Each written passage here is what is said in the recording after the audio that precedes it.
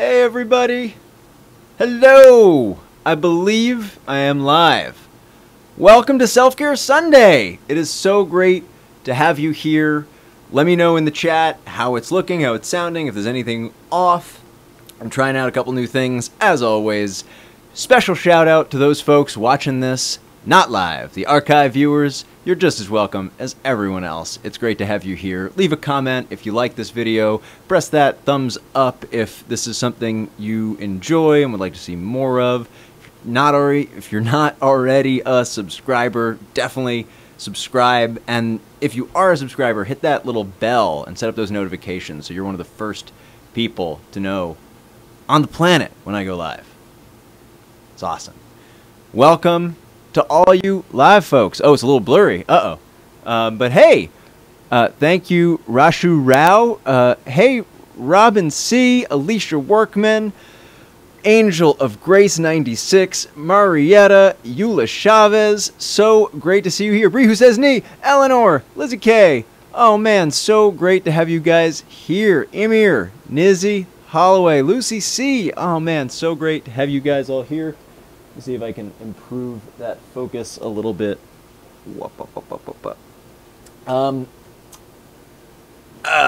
That's probably because I'm sitting a little further back, because some things have changed. Welcome, everybody. It's so great to have you here.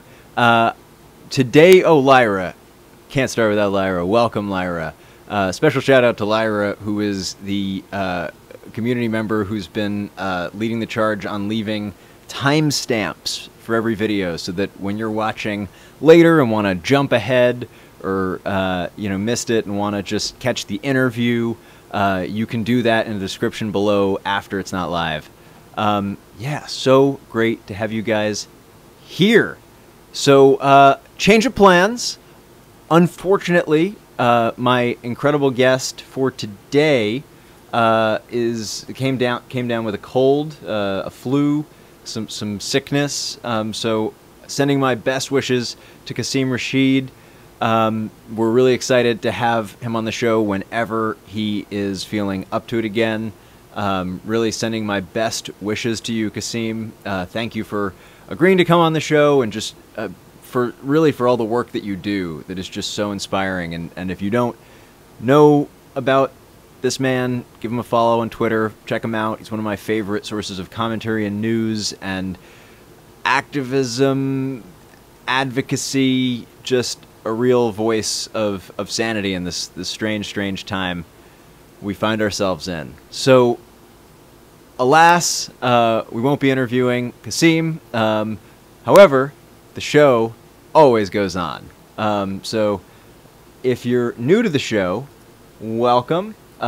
This is Self-Care Sunday. You can see in the bottom corner over here, Tiffany. Of course, this is not...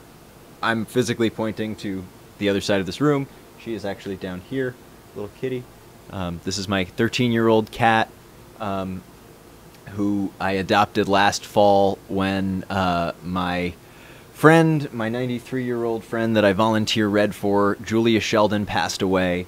And Tiffy is a huge part of my self-care. I think the illusion was that I was saving her from not having a home. The reality is that she saves me from not having an adorable cat in my life. So yeah, Tiffy is the best.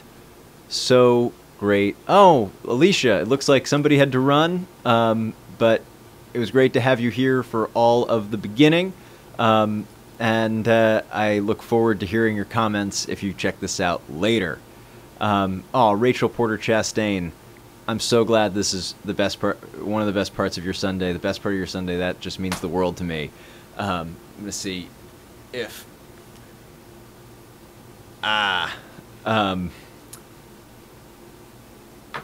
Gabrielle is hard at work editing Wolf 359. We got a new episode going live tomorrow. If you're not a fan of Wolf 359, check that out. That's at wolf359.fm. It is a audio drama podcast. I assume that most of you here are fans, and that's probably how you know about me. You may also, so yeah, if you don't know this, you can check it out on iTunes, Google Play. It's real. It's going to be big. Yeah, let's see. What else can I show you? The other thing that you may or may not know me from, but you should definitely know about, is Project Uplift, which I'm going to talk a little bit about today. I got some unboxings that we can do. Not as much as I hope, because my neighbors have a package that they gracefully took in yesterday when I was traveling, but they seem to not be around, so I can't get that down. But yeah, this is an insane mental health awareness campaign that lets you lift a model of planet Earth, a globe, with your mind by meditating, wearing this brainwave sensing headset. And I have some officially exciting news to announce that Amherst College is the first school in the world to commission me to build them their own device. I was lucky enough to get to build one with students at the National University of Singapore back in 2014. Which was an incredible ride and an awesome time, and we built it out of wood, and it looks like this crazy thing out of Game of Thrones with magic and all that. You needed like 6 people to carry it. We're building a much smaller device, about half the size, and it's something that 1 or 2 people can move around, and I'm really excited about it. It is a huge landmark for and milestone for the project, and a really great opportunity for Amherst. You know, basically they could bring me this year, or they could, you know, sort of have the tools to do it all the time, and it's really fulfilling on the vision of empowering schools to empower their students as their own first line of defense against stress, anxiety, and depression. And yeah, in the 30 or so minutes that I've been thinking about what the hell today's show would be about, in light of losing our guest, I am welcoming Wally West. Welcome, Wally West. You really didn't miss much. I'm just introducing what we're doing today. Robin C., yes, it is the situation in Massachusetts, I believe. Amherst College, Massachusetts. I should know this. Amherst College, Massachusetts. I do believe it is in Amherst, Mass., and we are traveling there in September. September. Remember. So yeah, great to have you guys here. While I've been figuring out what to do, I thought that we could mess around with some of the new toys and things that I've been playing around with. So 1 second, folks. Let me... Woo! Oh yeah. And in fact, maybe I can make this a little bit saner with one of these bad boys.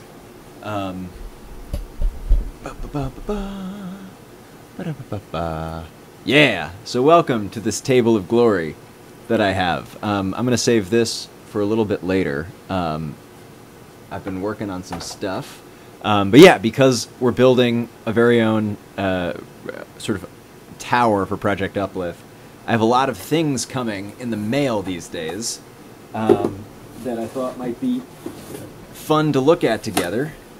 Oh yeah. Bum. So yeah, so these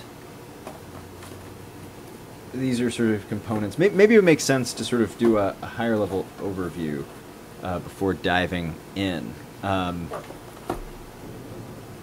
So yeah, so Project Uplift, it reads your brainwaves, lifts a fan. How does it do that? Well, basically,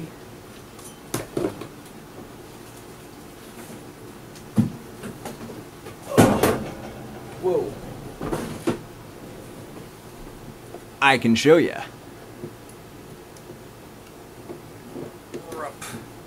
And if you're somebody that is working on something creative or dealing with something that you're feeling stuck around and want some perspective, or just want to have a conversation, you can check in the description. There's a phone number, a US phone number, sorry for the international folks, that you can call into and leave a message, and I will call you back later in the show, and we can talk on the air. Anything from a casual convo to a coaching conversation, anything's fair game here. One second, let me get this thing open.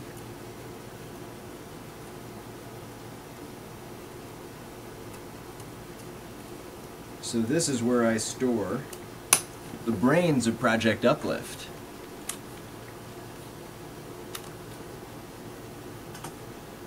Aha. Oh boy.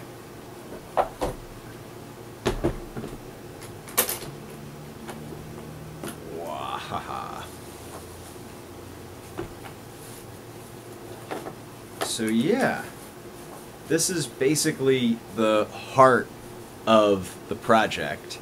And it breaks down into 4 really basic components. There's the power supply, the computer, which is an Arduino, just a regular old Arduino Uno, which is essentially an $18 sort of computer brain. It's called a microcontroller because it's so small and it's for controlling things. And then this sucker is a Bluetooth module that actually talks to the headset, which I don't have with me right now. Somewhere in the closet. And then this is the motor driver that we have. That is a very powerful machine, very powerful chip for driving a very large fan. Which, for the full-scale tower, is this 18-inch exhaust fan that is designed for getting heat and stuff out of cars. For the smaller version of the tower that I'm going to be, for the last several years, I've been working on a tutorial series that just takes much longer than you want to edit, is, yeah, this little tiny squirrel cage fan that will lift a ping pong ball up in the air. And there's a demo of this on Lauren Shippen's channel here on YouTube. Lauren Shippen, creator of the Bright Sessions, wonderful gal. She's got some amazing news. The Bright Sessions just got a television deal for their audio drama podcast. So if you don't follow Lauren Shippen on social media, go check her out. Give her a shout out. Let her know that you're excited for her, because it's also Audio Drama Sunday in addition to being Self-Care Sunday. So couldn't hurt to send her some love. So yeah, so this is essentially what we're now rebuilding for the tower that I'm rebuilding for the tower for Amherst. And it's going to be built into a luxurious metal base that I found from a, of all things, a garbage can provider. But it's a lot fancier than a typical garbage can. In fact, I don't know if this is going to work. Let's see. If you can see that in the corner there. It's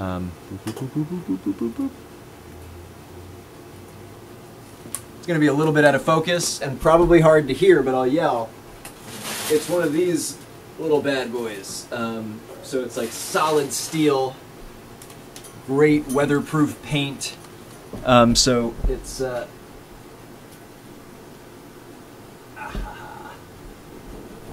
pre-built and great and very exciting. So yeah, so welcome back to the table. So yeah, I can show you some things. So yeah, this is a power supply. It's, I think, a little bit more powerful and fresh, new. Got a better fan on it for venting. You know, my goal here is to over-engineer this thing to make it as bulletproof as possible. So yeah, got this little bad boy. Very excited for this.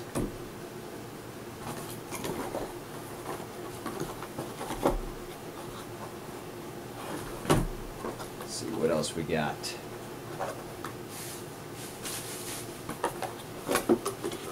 Power supply.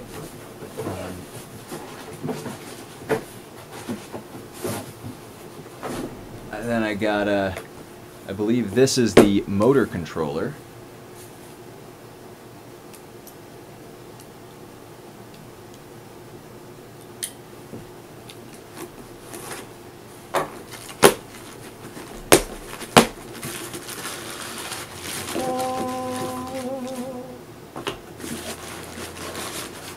obviously just paper. Oh wow, thing is a beast. A beast, I say.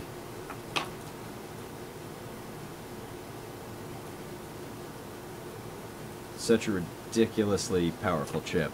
So yeah, if you don't know, these are called PCBs. PCBs are basically these computer chips, these circuit boards, and they are pre-built unless you get them custom made, which my roommate, actually, Andrew, who you may have met on a previous stream, works at a company that makes a 3D printer for printing circuit boards. You can make your own custom PCBs in the comfort of your own home or office, which is super, super cool. And, like, he blows my mind how technical and awesome he is.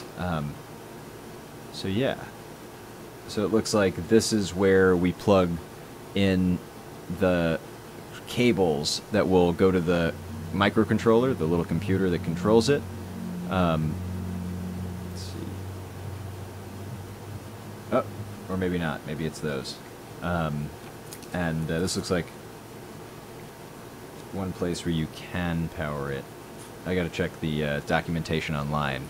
And then these little attachments go in the bottom there, so you can mount it with screws to your other base. And I have a weatherproof plastic container coming, so I can basically build all of the electronics into that, and then put the power source on the other side, and have it all sort of neat and clean. So yeah, so that's the motor controller, and let's see, did anything else come? Yeah, something else did come. This bad boy. So this is the basically the power port that the cable will plug into. You can turn it on and off. It'll be at the bottom of the machine. And I wanted to find one that the original one that I bought is no longer available, and the only thing like it from this company has like a bunch of reviews of like it melted, which I can't abide. So I found this one that's like from a really reputable company, and it comes. It doesn't come with them, but it has slots for 2 fuses. So if it goes out, if like the power, if there's like a power surge or whatever, you're like super covered. So it's a really intense thing that if I had the proper cabling, I would solder it live. I was thinking maybe that would be a fun thing to do, but alas, the proper parts are not at our disposal currently. I think I can get this open to show you guys. So yeah, I guess the theme for today, aside from sort of getting our hands dirty with tech, is improvisation. What to do when your plans fall through. And, you know, it's just one of those things. I started streaming here as a way to continue to engage with y'all and explore things that I'm interested in talking about, and really get to pick the brains of people that I admire about topics that I'm like trying to figure out. So there is a selfish aspect to it. There is a community-driven sort of service aspect to it. And it also, putting out weekly videos was killing me at a certain point when I was doing just way more editing than I had the time for to balance with sleep and all that stuff. So that's something that yeah, I am really grateful to have this venue. And since leaving, since transitioning out of my part-time startup job, I've been thinking about really what does this show want to be? Like, if I were to throw more of my time and resources at it, what could it be? And I think that there's a world where I've been talking about getting a producer for this show, somebody to do more outreach and help me organize scheduling guests, sort of ongoing into the future. Like, I'm going to be on a podcast in, I think, November at this point, called Voices for Change 2.0. It's a mental health awareness podcast on this really cool LGBTQ network, podcasting network, that is like scheduled out for the rest of the year. And I'd love to get this series to that place, but not without sacrificing, my income and full attention, which is why I'm so grateful to the patrons on this series and in my life, the folks on Patreon who have been investing in me as a creator, which is really exciting and allows me to do things like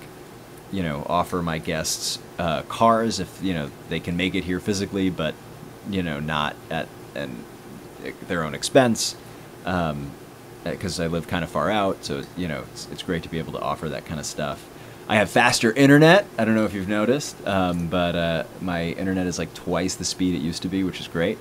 So yeah, now that I have this thing open, I can tell you what it is. So this is like a little. Let me see if this is.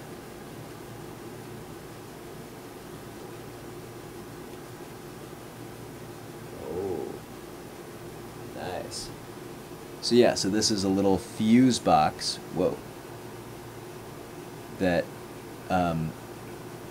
essentially, if the power goes out or like surges, these will pop, but the whole thing will be fine. So nothing will catch on fire.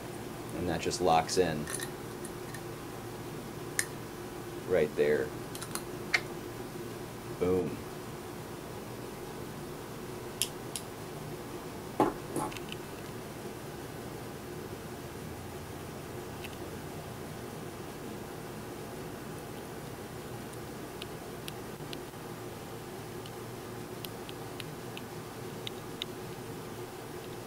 That should be a little less overexposed. So yeah, that's most of what I have for Project Uplift right now. I am working on a couple of other things that I wish I could build right now. That was my hope, but my neighbors weren't upstairs to open this thing, but I can show you the idea. So the first thing is a Wolf 359 concept that I've had for a while, for like some really special merch, and I can come back full screen. So I had an idea a while ago. Ooh, sorry, Tiffy.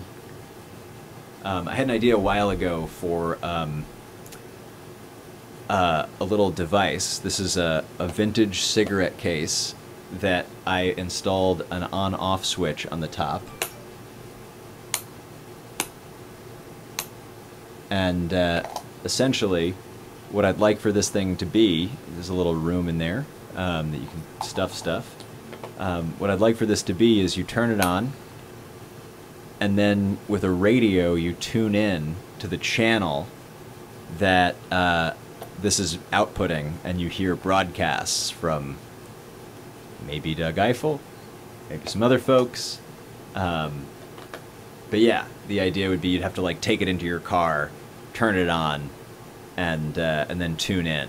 So there wouldn't be like a speaker on it or anything. I think that there's something fun about physical artifacts that you kind of have to like discover stuff about and engage with more deeply than just any old app for that. So yeah, so this is something that I've been thinking about making. If you guys are into that, it seems like you guys are. Yeah, I wish it'd be so cool to start building this with you live here. I might do that at another point. But yeah, I'm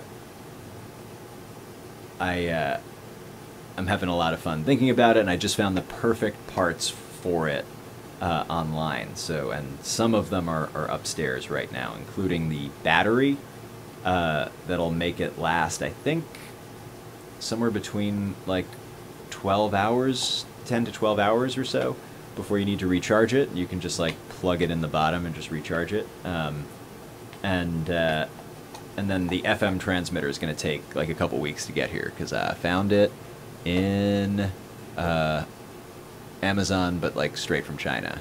So that's all coming. That should be fun.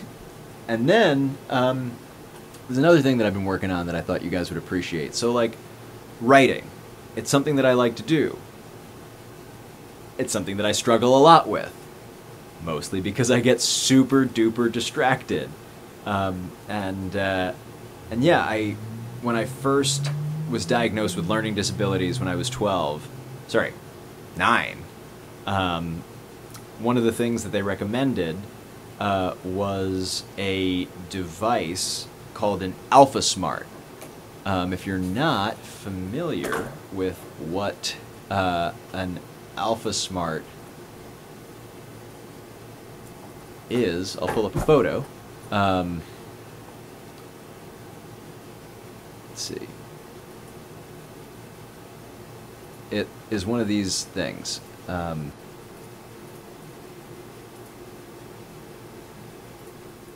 Zoom in on that. Enhance, enhance, enhance. So you see this thing? It's basically just a keyboard that's like a keyboard. There's a couple lines of LCD display. So like all you could see literally is text. Here's a red one. I didn't realize they made a fancy red one. But you can see it's like super basic. And they recommended that I had this in school so that I could just type, and take notes in class. And then you plug it into your computer. It would basically act like a typewriter and just like type super fast to upload it to whatever Word document or text file you had open. And that was it. It didn't go online, didn't do anything special like that. And they discontinued it. It doesn't exist anymore. But I found this tech product that I fell in love with, even though it's kind of lame. But it's like lame in the sense of like it's pretentious and expensive and like inaccessible. But I love the idea. It's a smart typewriter. It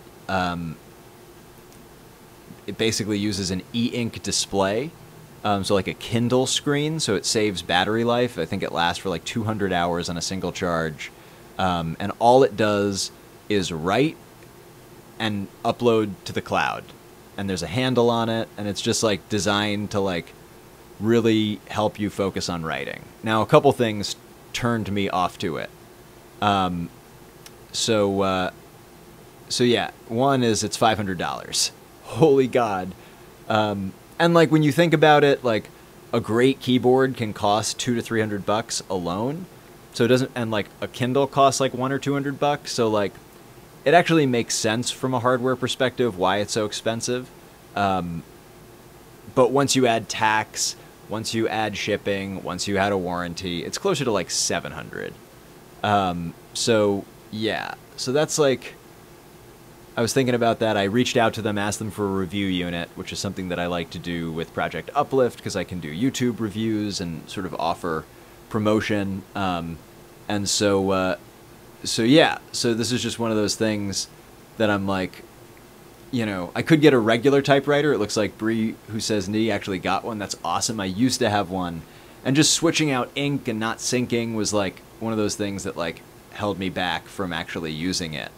But yeah, I felt dumb buying something like this when I went to all this trouble to find this super duper ergonomic keyboard.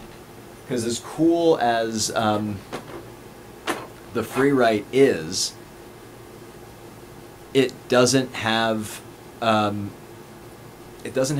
ergonomics built into it. Like the keyboard is actually like just as bad for your wrist as any other keyboard, versus this thing, which is like really kind of made for that first.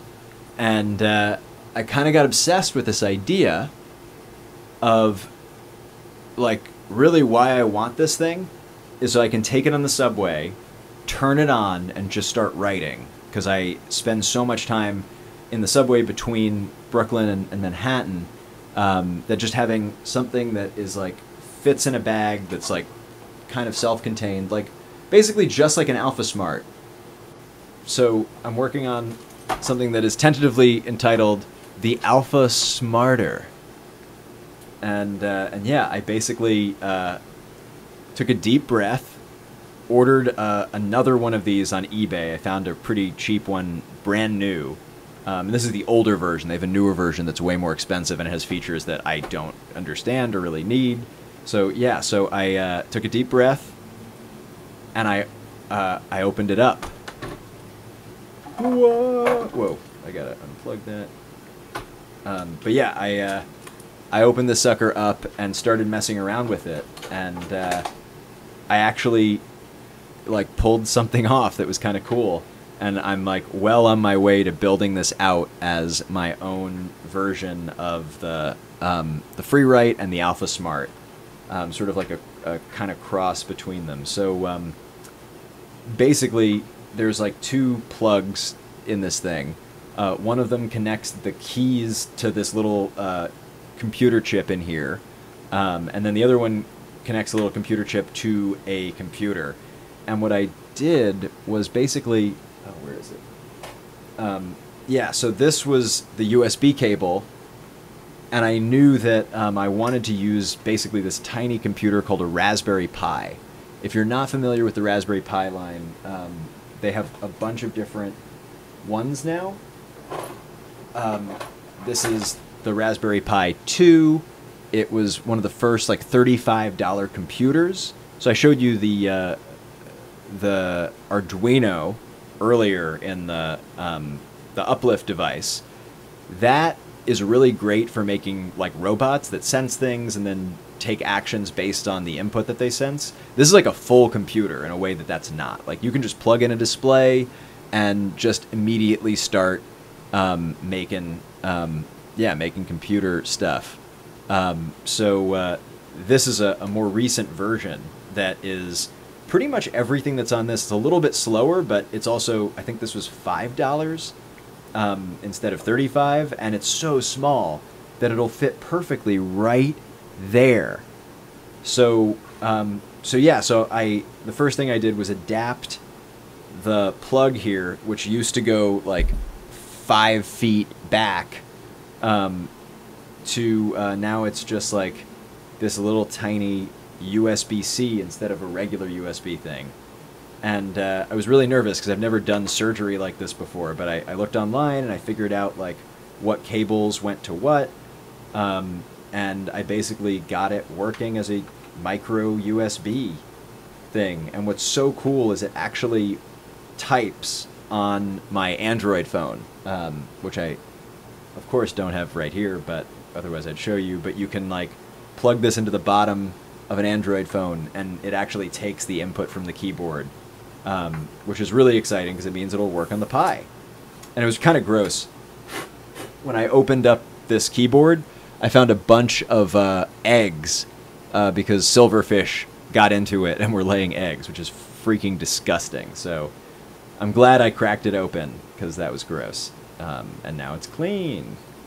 So yeah, so basically this thing will get mounted like basically here. I'm probably going to have to do a little bit more surgery to extend the length of this cable so I can like get it to fit in the right place, but all of that is waiting to happen. I might also figure out like basically the battery and stuff is all going to fit in here, and my roommate's going to help me 3D print a case that will lock in to make this little carve out like a solid piece. So like this could sit here along with a battery, along with this there's a Bluetooth chip, there's a Wi-Fi chip, so I'll be able to connect to wireless devices, and then from that point it's just going to be a matter of programming the Pi to load up in a writing app that I like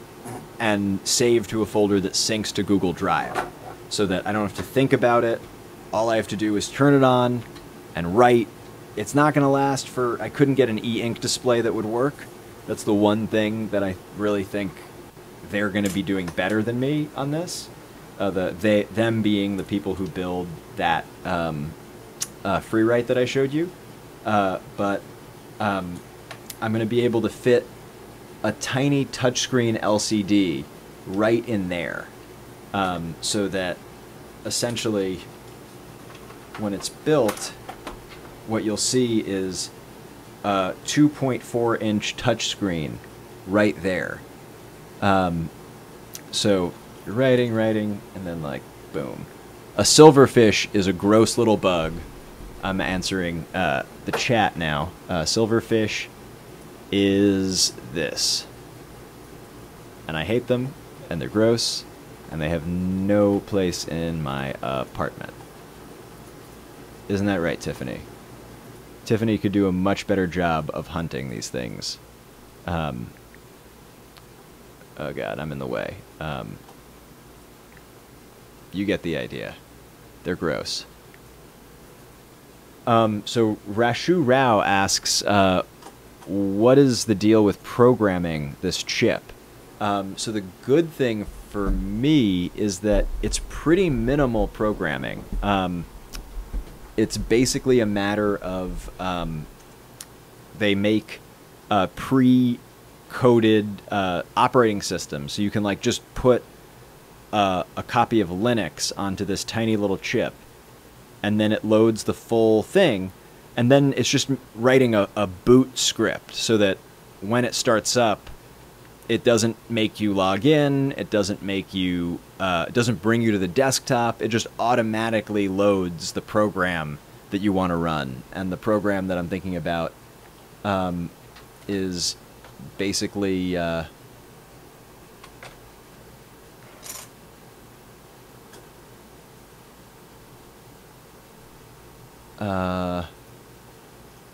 let's see.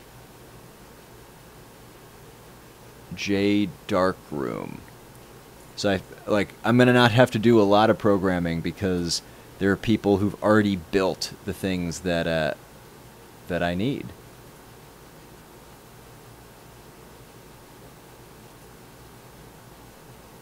Ba-boom.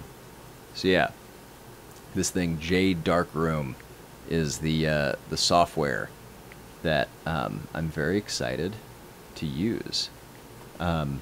It's basically just a full screen text editor that looks like this, and it has very simple key commands, and it looks nerdy and fun, and I'm excited to have this thing on the subway to write with. It's very, very simple. Emir G wants to know what format program do we use to write the Wolf 359 script. So the format we use, because there are a couple ways we can answer that, is standard screenplay, television screenplay. So if you go to wolf359.fm/extras, you can take a look and check this out. Actually, you can see the scripts that we recorded with.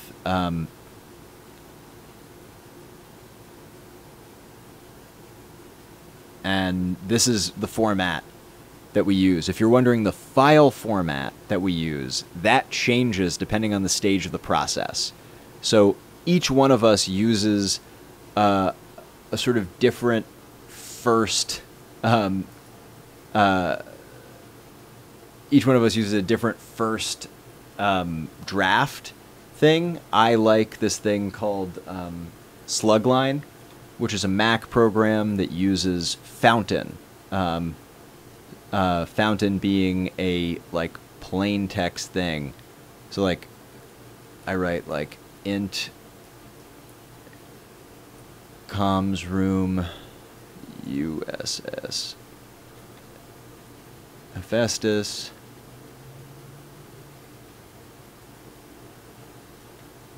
1600 hours, and then beeps from the comms panel.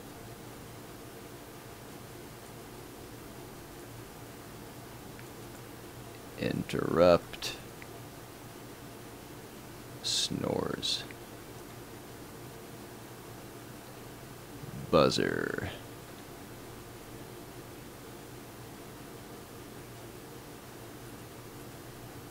So yeah, this is kind of annoying for some people, but I like it because it saves the whole thing as plain text.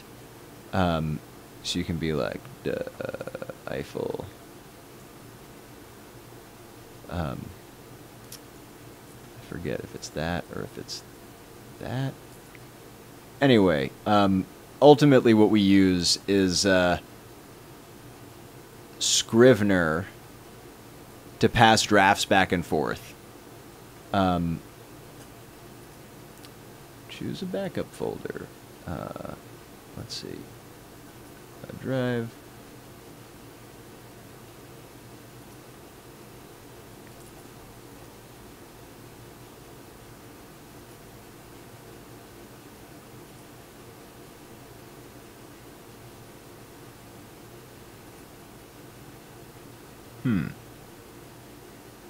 I'm not sure why that's being annoying, but basically we use this program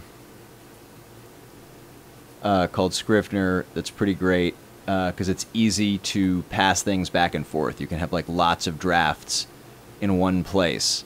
But once we're done and going into recording mode, that's when Gabriel uses Final Draft. I think he has an older version.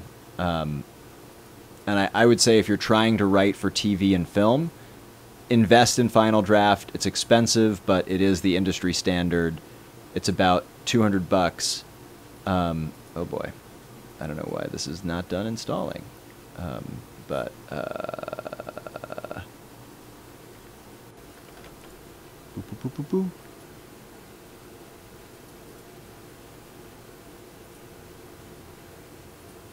yeah, Final Draft is what we ultimately land in. It has this FDX file format and a bunch of features. I don't love it, but yeah. There's no wrong way to do it. All these programs ultimately do the same thing. So yeah. Super excited to release a new episode tomorrow. And yeah, I'm very, very excited for my neighbors to get home and provide me with the shipment that I got so that I can start trucking on the AlphaSmarter. So anyway, I'm going to switch gears and answer some questions if anybody has any, and probably wrap up very soon. So yeah. Emir, enjoy Scrivener. It's a great app. It's everything you need, and it's great for collaborating. So yeah, and Google Docs is awesome if you're just getting started. And yeah, if you like writing in Markdown, which is a nerdy thing that I love and recommend, it's basically just a way to write. It's not like a program or anything. But yeah, Markdown is just a way to, if you're a blogger, sort of easily get stuff ready for going online without having to write HTML. So yeah, there's like, these are ways that you can quickly get stuff to format by just writing like that. So if you like something like this, Fountain is essentially the screenwriter's version of that. Fountain.io, I believe. John August, the screenwriter, put that together. So yeah. Yeah, if you are late, Kasim is sick, so we won't be having him on today. So I'm basically just talking about what's on my mind right now, which is all the things that I'm building. I didn't see you the first time I told you. Oh, that's so great.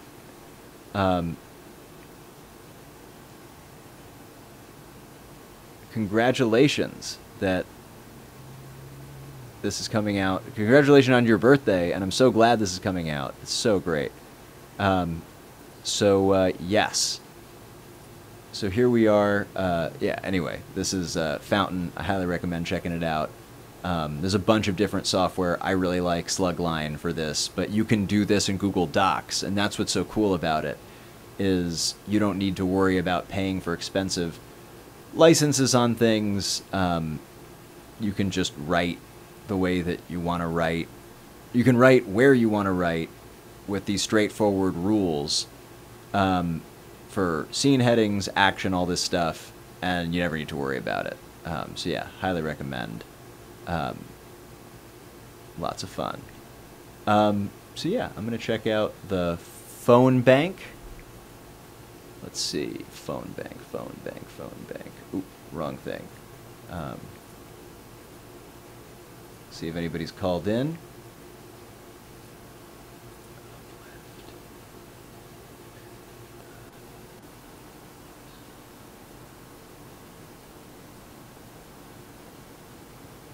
Wait, what? What did I do?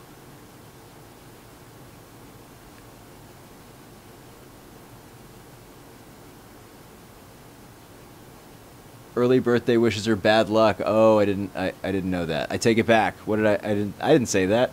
Who said that? Not me.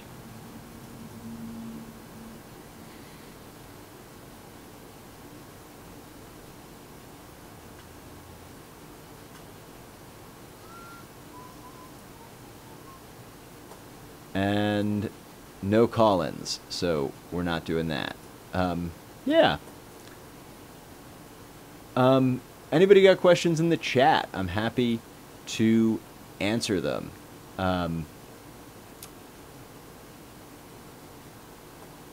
I am probably going to wrap up pretty soon. I might go live again in a takeaway stream to jam out with some music, but I wanted to sort of keep this focused to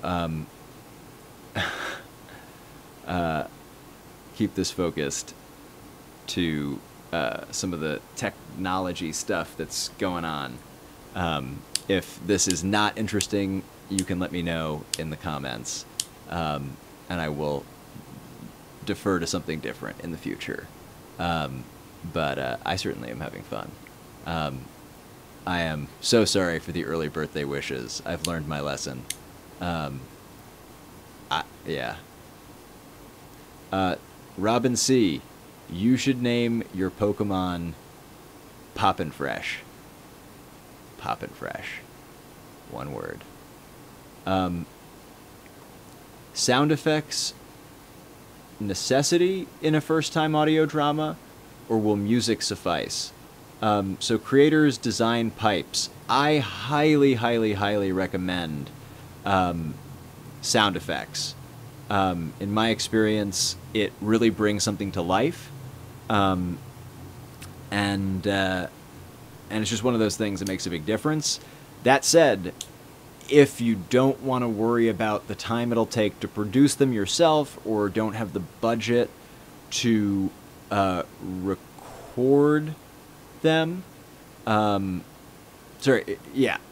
So if you don't have a budget to buy them from a marketplace or anything like that, if you don't want to deal with it, basically, I would think about how can you tell the story through what frame that you need fewer and fewer of these things.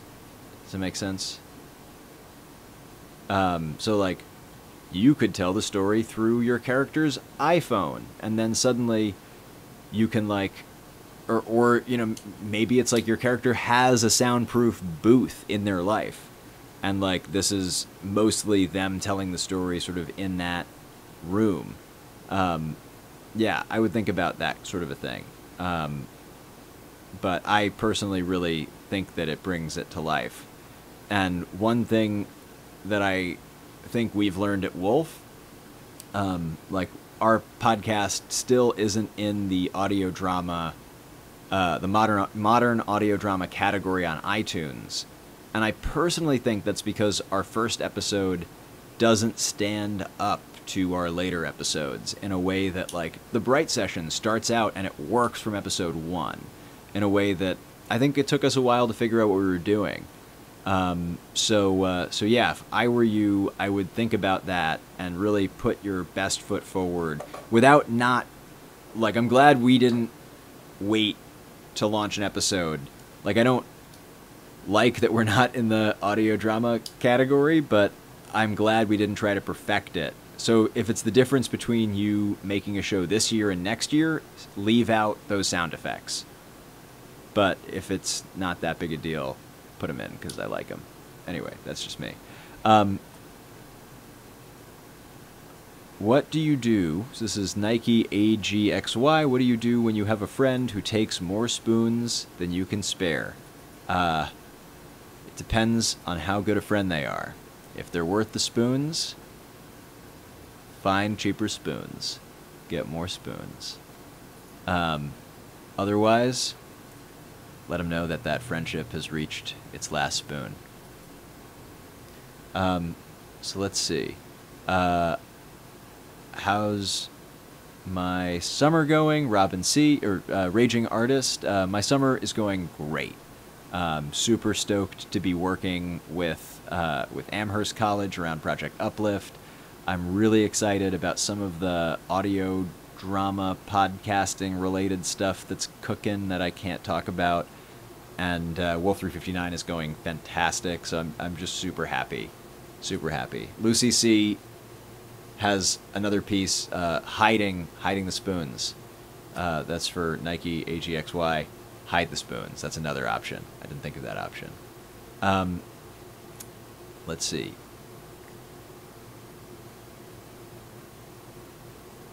Falling Star Burning asks, what kind of things do you write? You keep mentioning you like to write a lot, but, and I imagine the end of that question is, I haven't seen anything other than Wolf 359 that you've written.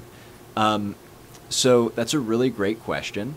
If you search Google for Zach Valenti man boobs, that's Zach Valenti space man space boobs, you'll find my first personal essay that I ever wrote that got published.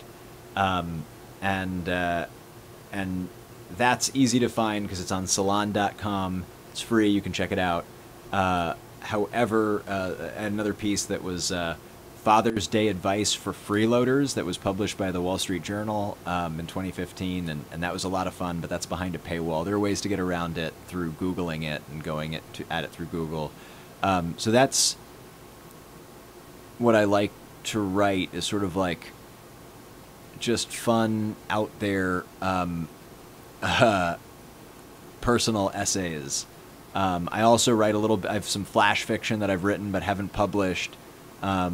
I've got a tutorial on podcasting that I need to put out that I'm still working on. I got a draft that the patrons for my personal channel at patreon.com/Zach Valenti are giving me some feedback on before I go live with it. So yeah, that's a thing. That gives you a little sense. And then I wrote a feature-length screenplay called Smokin' Ocean without the G. There's an apostrophe after the N in Smokin'. That is what I did in college, and I'm thinking about punching that up with Gabrielle and Sarah later this summer or fall. And we have some ideas for screenplays that we may or may not write, which would be cool. Wouldn't that be cool? I think it'd be cool. So yeah, those are some of the things I like to write. And then obviously all my YouTube videos, when I do scripted YouTube videos, I write those. All right, let's see. How do you deal with a lot of... So this is Sarah Beth Bradley. How do you deal with a lot of responsibility dumped on you suddenly? I was told my first day of work that I'd be teaching English to Spanish students instead of helping the teachers. Interesting. Teaching English instead of helping the teachers. So I think a couple things. One is to make sure that you're taking care of yourself. Self-care is essential, and it feels like the last thing that you want to do, I find, when you have a lot of work suddenly, but making sure that that doesn't fall out. So make sure you're getting, 7+ hours of sleep if that's what you need. I haven't been able to really function with less than 6, although I've tried. What else? The other thing is to communicate sort of boundaries and expectations. And, one of the things that I was amazed by was the first time I said no at a job. how the world didn't end and I didn't get fired. You have to be responsible about your situation, and I think that there's always a little bit of compromise in an employment environment where you're working for a boss. But there's a world where you can say, you know, I'm happy to take this on. This will impact X, Y, and Z. Like, this will impact my ability to perform these things. So please let me know what's the priority. So that's like a kind of deferential way to say, like, if you want me to do that, I can't do the other things that you asked me to do. Like, there's a world where you're being asked to do more than you can for either the money or the time that you have been given for your job. And I think it's healthy to communicate that.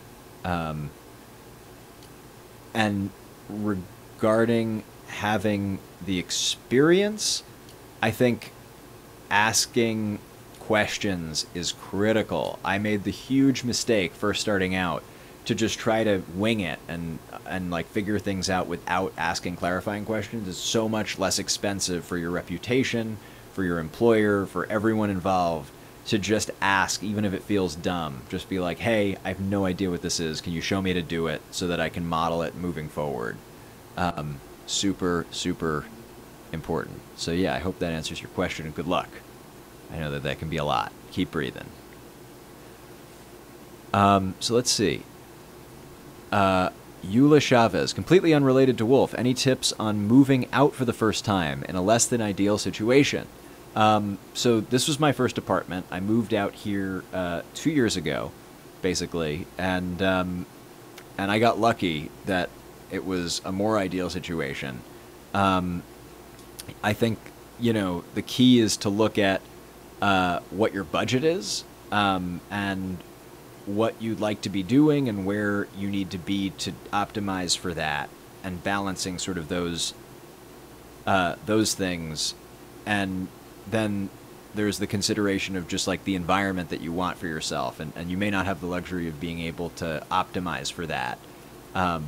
But I would definitely recommend against moving in with a good friend that you know you won't live well together, that will bring out the worst in your habits or self-care, all that stuff. Like, I think that just because you're friends doesn't mean it's a good idea to live together. In many cases, it's a good idea why not to live together. And that being said, you know, there's risk sort of moving in with strangers via the Craigslist, but I think, you know, if you can bring your best communication to the table in those situations, you can often weed out red flags, and get really clear with people what you need and don't need, and expect and don't expect, and can be expected of and can't be expected of in a roommate situation if you need roommates. And yeah, I hope that answers your question, and good luck moving out.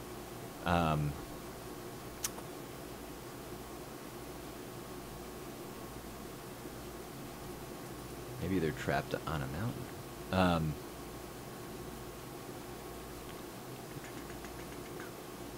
All right, Angel of Grace 96. I've started making self-edited music videos, like songs paired with clips from movies and TV shows. I really enjoy making them, but I'm always nervous. I don't have any training. So my question is, what do you think I can do without having to go to school or whatever?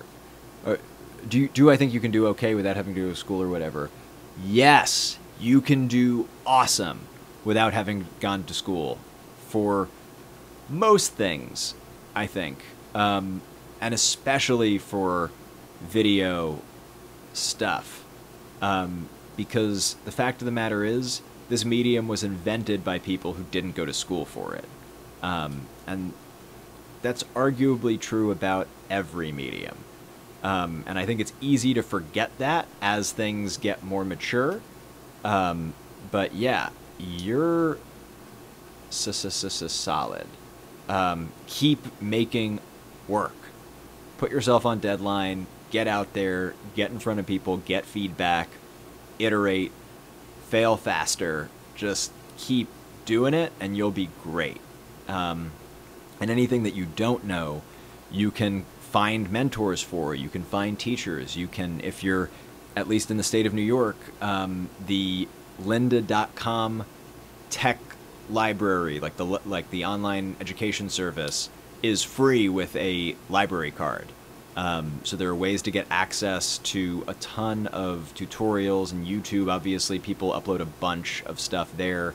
So yeah, you're solid. You're doing the best thing, which is learning by doing. So keep it up. Thanks for asking. I can't. Send us your videos also. I want to see your work. Let's see. Let's see. Listen to the progression. Nike AGXY asks, how can you succeed in a creative field when you don't have a formal education in it?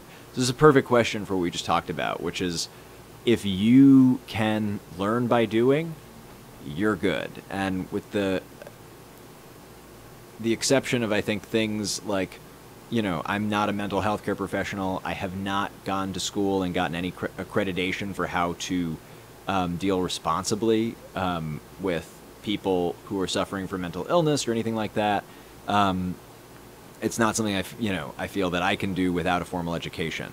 Making videos, making music, all of that is stuff that I think really lends itself to autodidacts, people who teach themselves. And so, yeah, I think you're in great shape if you have the time to pump out work and to put in that practice and get those reps in.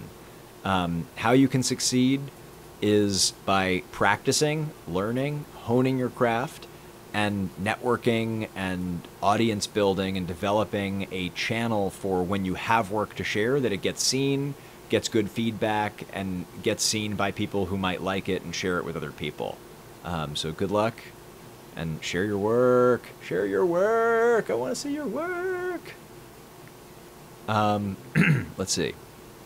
Lizzie K asks, do you have any personal headcanons for the Wolf 359 characters, LGBT or otherwise? That's a great question. I kind of don't, but I kind of do. Like, I do in the sense that, like, every time I talk about Wolf 359, I make up new headcanons, but, like, I'm so close to it that I don't think about it really that way. Yeah. I don't really have a solid answer for that right now. But yeah, that's that. Let's see. Raging Artist asked, do you have any tips for anxiety and going back to school? Or was there anything you did to calm yourself down during class? Yes, and yes. So do you have any tips for anxiety going back to school? I think the biggest thing that I did while I was in school was breathing and just sitting down, making time, 3 minutes, 5 minutes, 10 minutes a day to just breathe. On Spotify, if you have that, there is a bunch of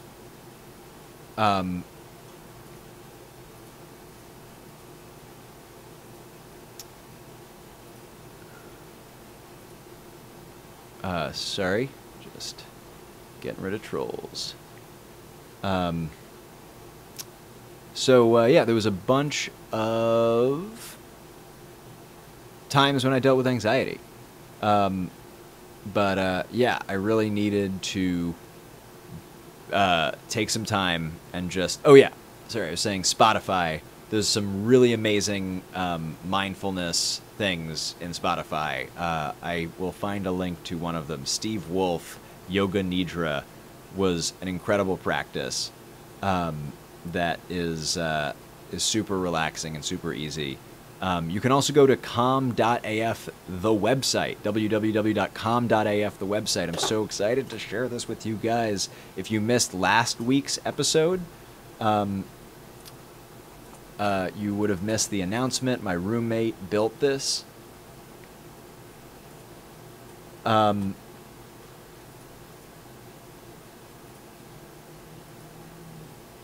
And so it just is timed for breathing in and breathing out.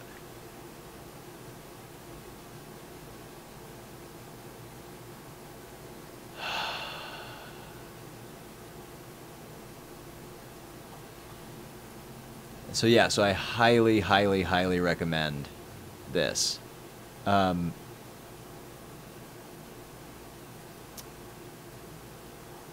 Calm.af.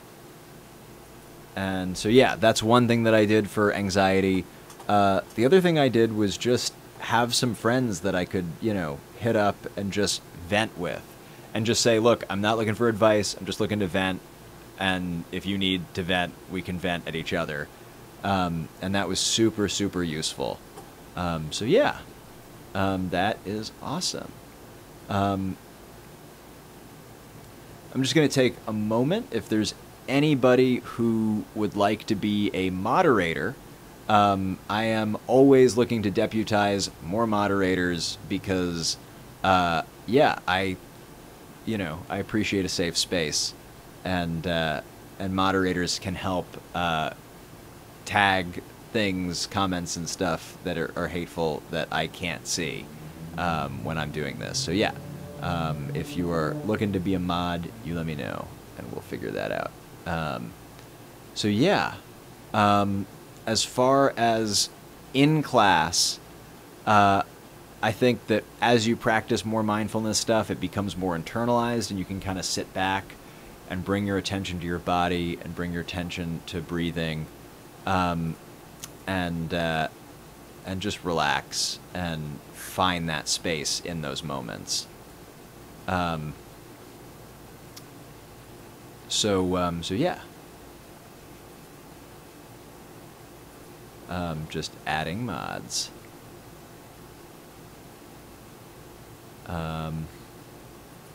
Basically, a moderator can just put users in timeout, report people, and block people. And my request is that basically you just block people, not block people, you put people in timeout, and if they come back from that timeout and they're still being weird, then you can block them.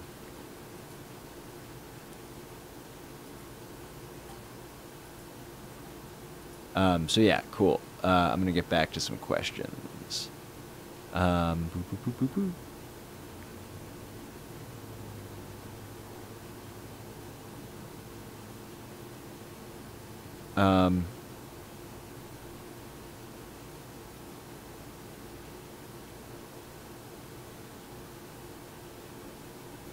Let's see. And then I'm running a little late, so I'm going to say goodbye soon.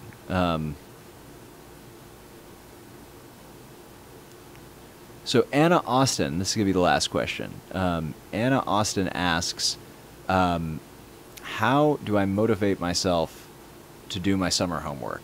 I have to annotate To Kill a Mockingbird, and while I enjoy the book, it takes me around an hour per chapter. I've only done 7 out of 3 so far. So I am a slow reader. I'm a super duper slow reader. I may be the slowest reader that I know, so I can relate to this a lot. Yeah, I don't know what to tell you about motivating. I think motivation is overrated. It's just one of those things that's like, it's like gas. Sometimes you have it, and sometimes you don't. There's really no way to control it. I think the best way to keep a high level of like work ethic in my life involves getting regular exercise, good diet, good sleep, and sort of like instituting time management, so that it's just like I'm never working in like hour and a half blocks longer than an hour and a half, and always taking like a 30-minute break. There's something called Pomodoros, which is a technique where you spend like 20 minutes working, 5 minutes break, and repeat, and you can do like a bunch of those in a row and then take a longer break. And that's like, I think, a great way to make sure that you're not going to burn out. So yeah, I think that that is what I'd say for that, is to just sort of take into account that it's going to take you longer and track your time so you can make it kind of a game.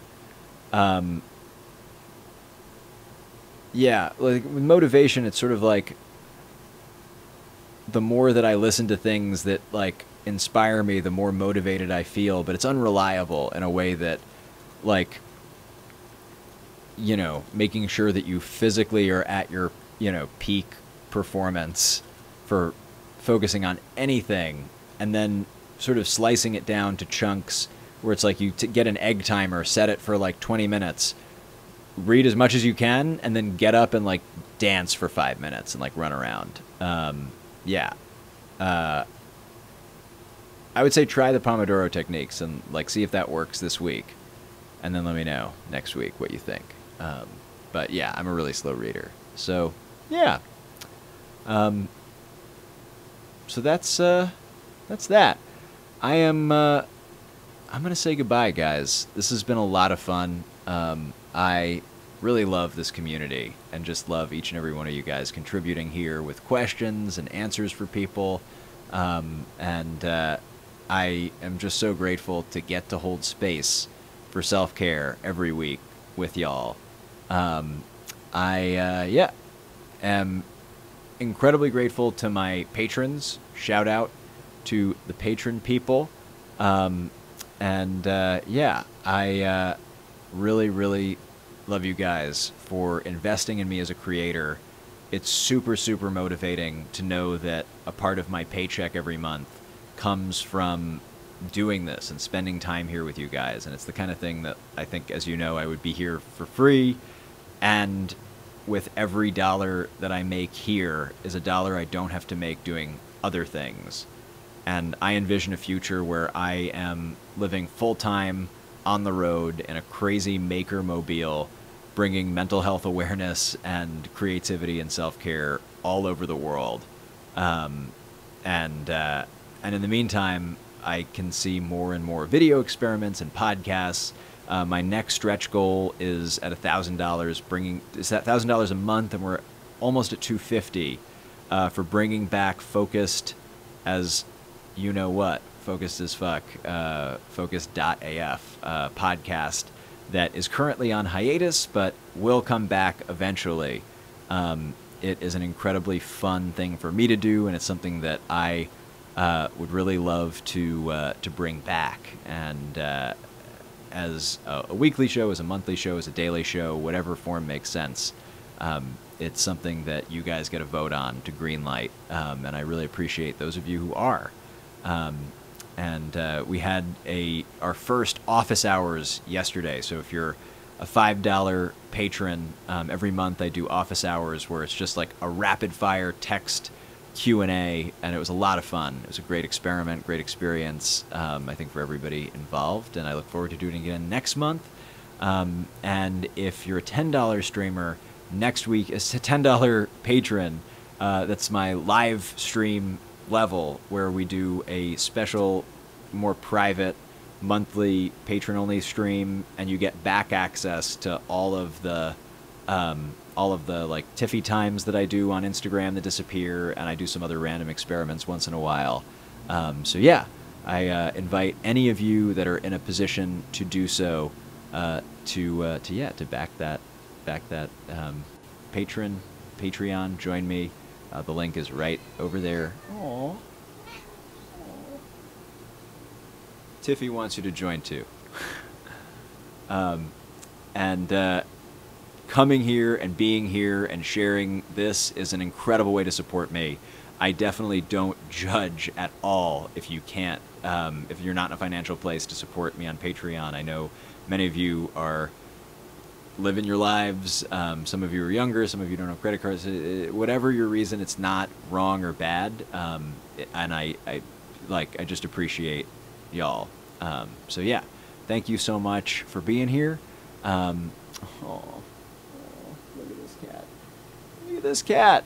So yeah, I love you guys. I'm gonna put links. Aw, you just want love. You just want love. Put links like there. Nope. There. Aw. So you can subscribe over here. Once I'm done, I'll put that link there, and you can find a video that YouTube thinks you'd like somewhere over there. Maybe over here. I don't know. You can check all that out. Oh, wow. She's just like Give me pets. So I'm going to go give this girl some pets. And until next time, peace.